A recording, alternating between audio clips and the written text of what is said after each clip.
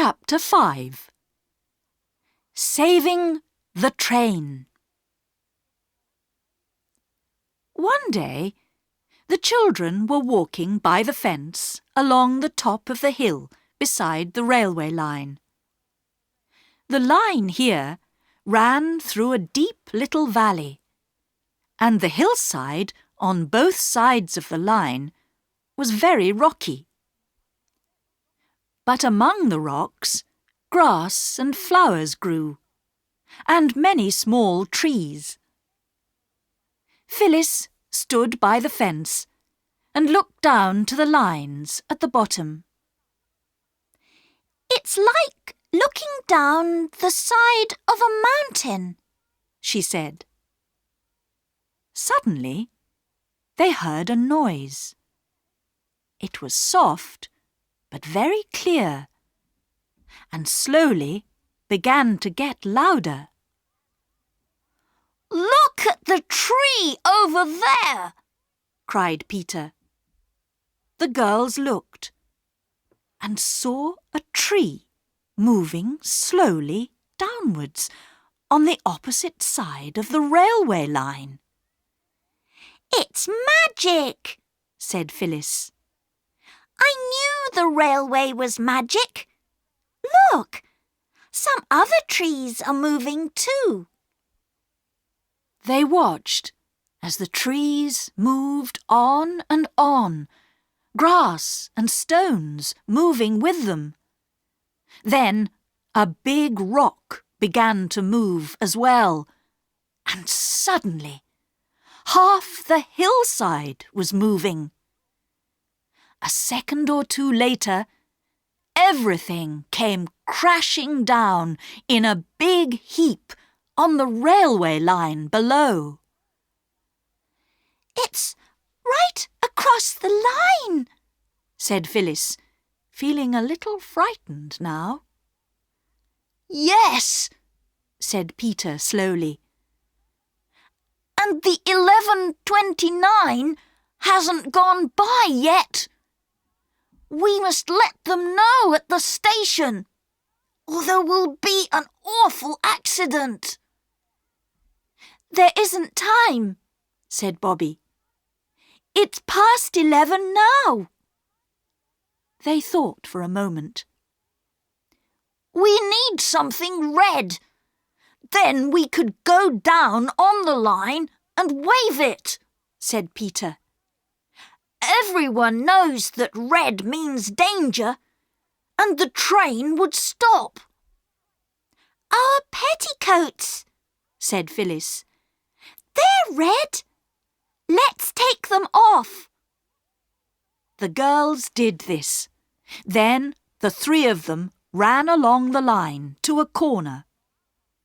When they were round the corner, it was impossible to see the heap of trees and rocks. "We'll need some sticks as well," said Peter, taking one of the petticoats. "Now." He took a knife from his pocket. "You're not going to cut them, are you?" said Phyllis.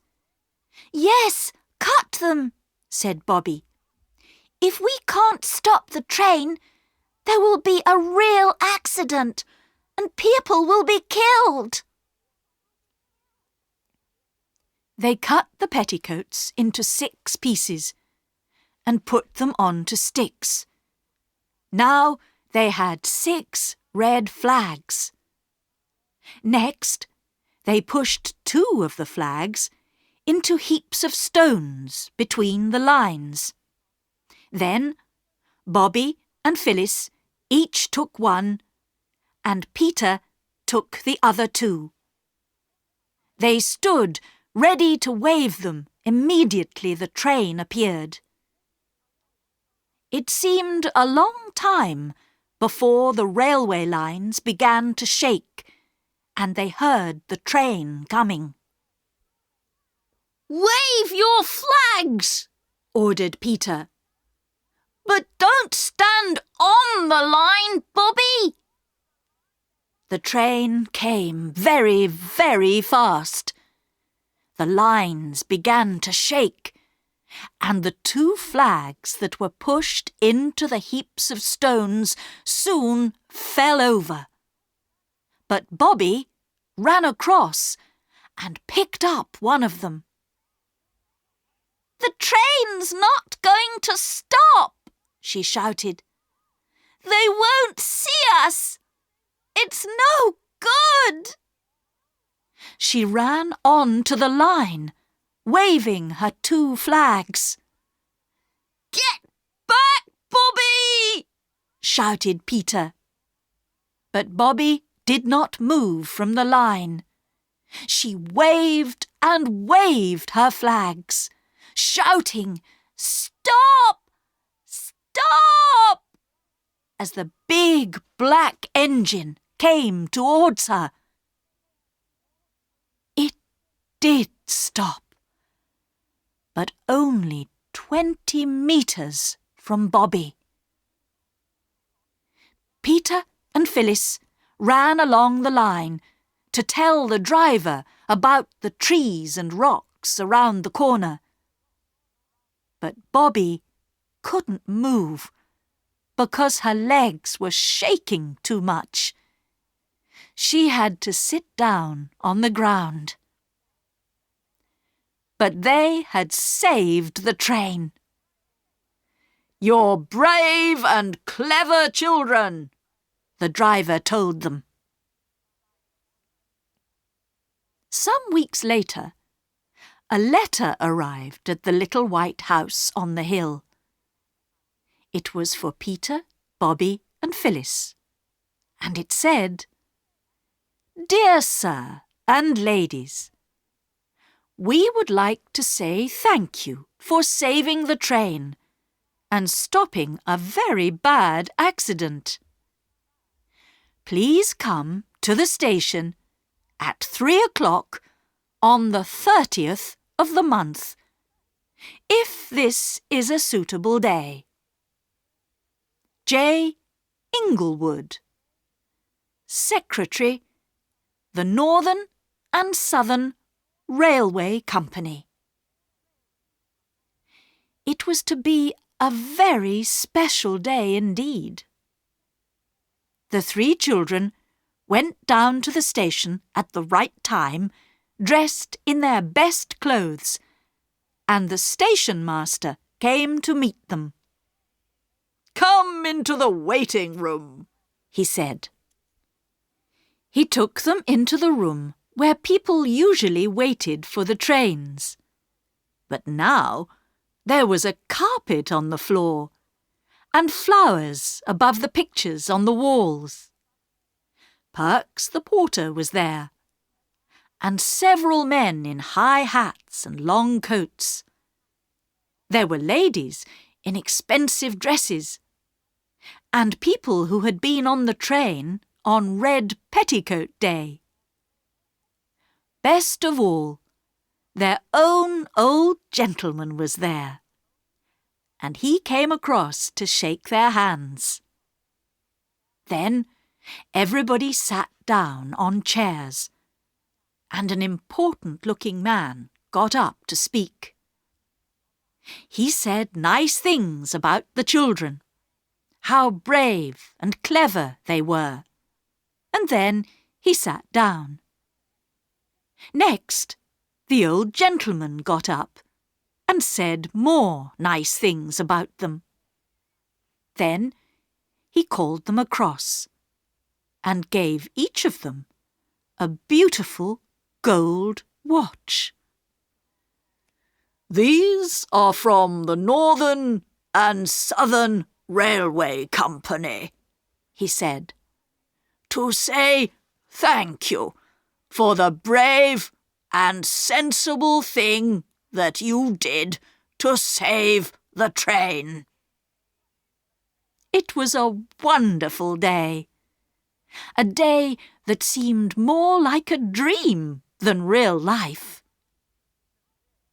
Afterwards, the old gentleman walked with them to the little white house.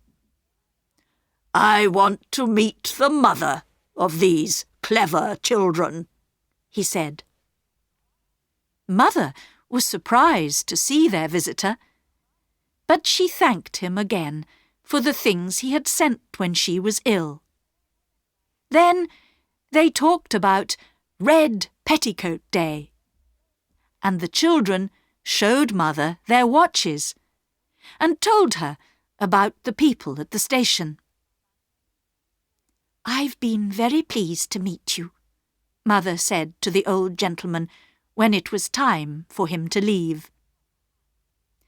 "I'm sorry we can't ask you to come and see us again, but we live very quietly." The children thought this was very strange. They had made a friend, a very good friend, and they dearly wanted him to come and see them again. What did the old gentleman think? They didn't know. He looked closely at Mother and said, "I thank you, madam, for welcoming me to your house today." But Bobby was watching her mother's face as the old gentleman walked away. It was a sad, tired face. "She's thinking about Father," thought Bobby.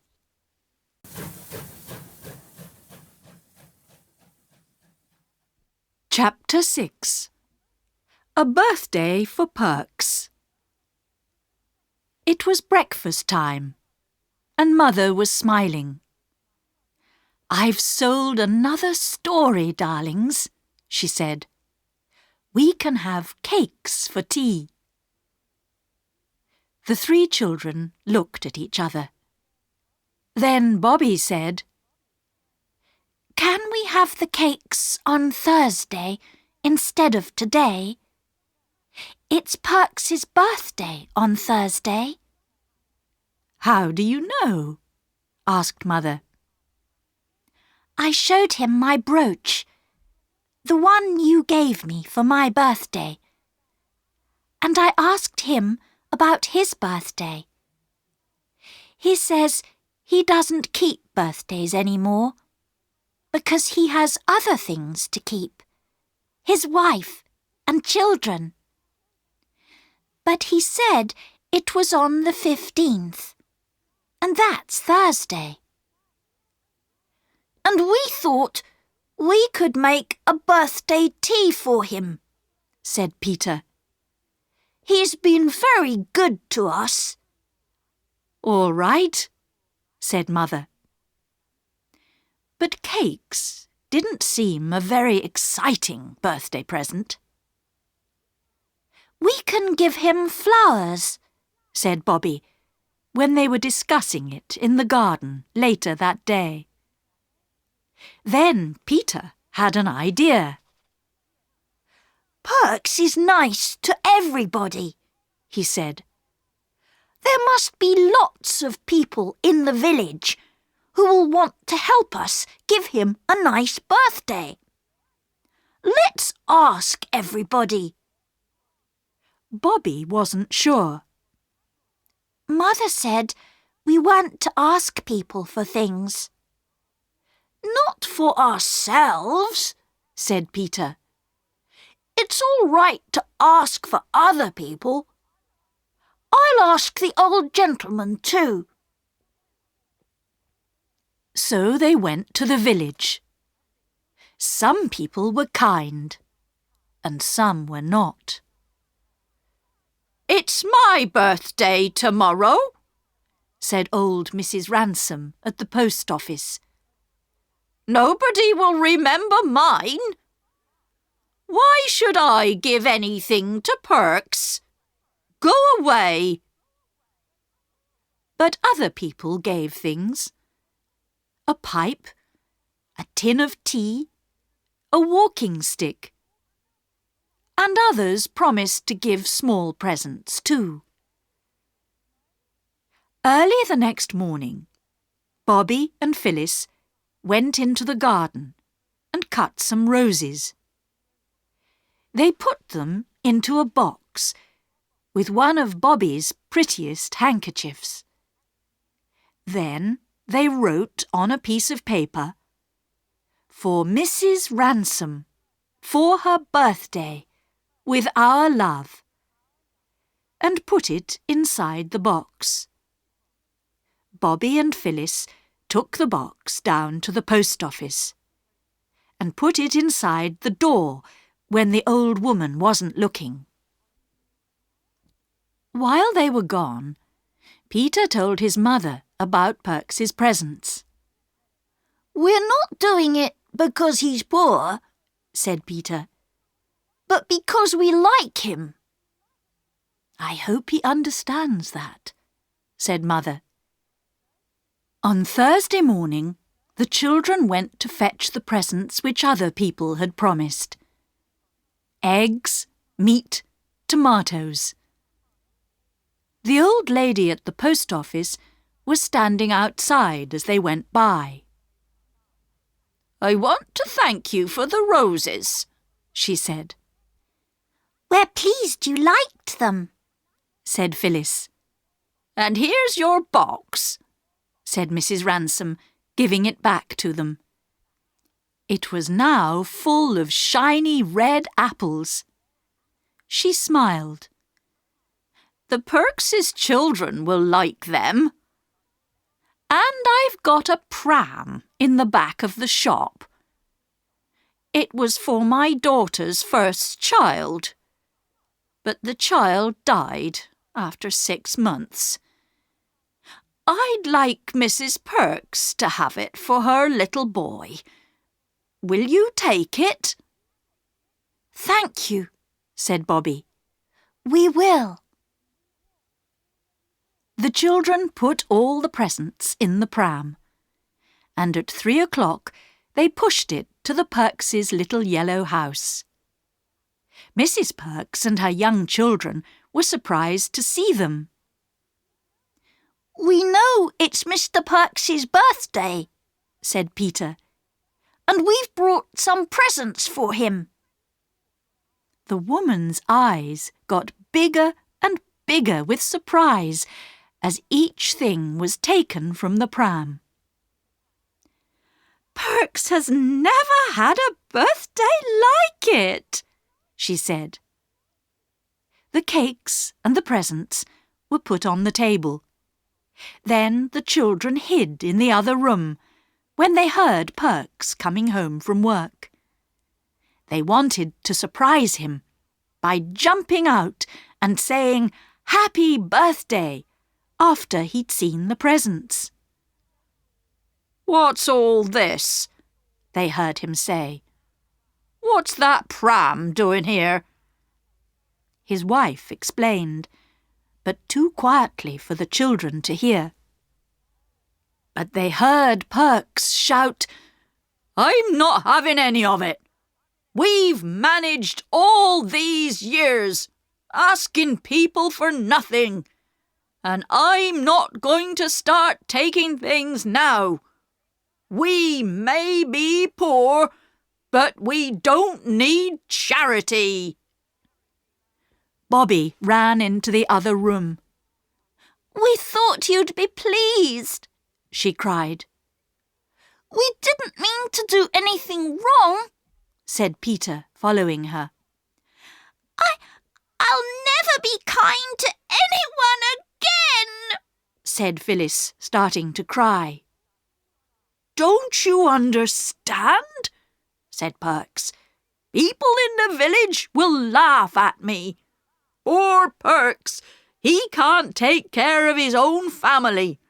We have to give him things. That's what they'll be saying now." "No," cried Bobby. "It's not charity. People were happy to give you birthday presents. The man at the village shop said, 'I'm pleased to give something to Mr. Perks. He always pays his bills.' And the woman at the post office wanted you to have the pram. It was for her granddaughter, but the little girl died." "I'm not sending the pram back, Bert," said Mrs. Perks when she heard this, "so don't ask me to." I won't, said Perks quietly. And other people said you were kind and polite and hard-working, said Bobby. They wanted to give you a birthday present. The old gentleman gave Peter £1 for you.